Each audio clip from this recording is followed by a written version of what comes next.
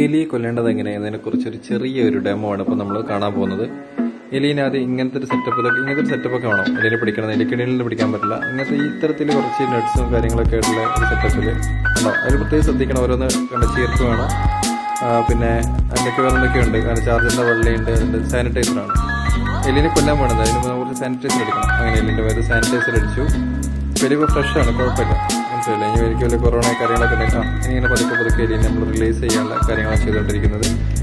അപ്പോൾ എലി റെഡിയാണ്. എലി ഒന്ന് അനങ്ങി തുടങ്ങും. കണ്ടോ, എലി അനങ്ങി തുടങ്ങിയിട്ടുണ്ട്. കണ്ടോ, രുദ്രാക്ഷമാലയിലൊക്കെ അങ്ങനെ കുറേ പ്രയോഗങ്ങളൊക്കെ ഉണ്ട്.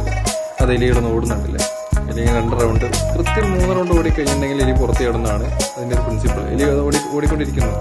കണ്ടോ, എലി ഓടുന്നു. 3 റൗണ്ട് പൂർത്തിയായി. എലി പുറത്തേക്ക് വരുന്നു. തല്ലി പിന്നെയും തല്ലി അങ്ങനെ അവിടെ കൊല്ല.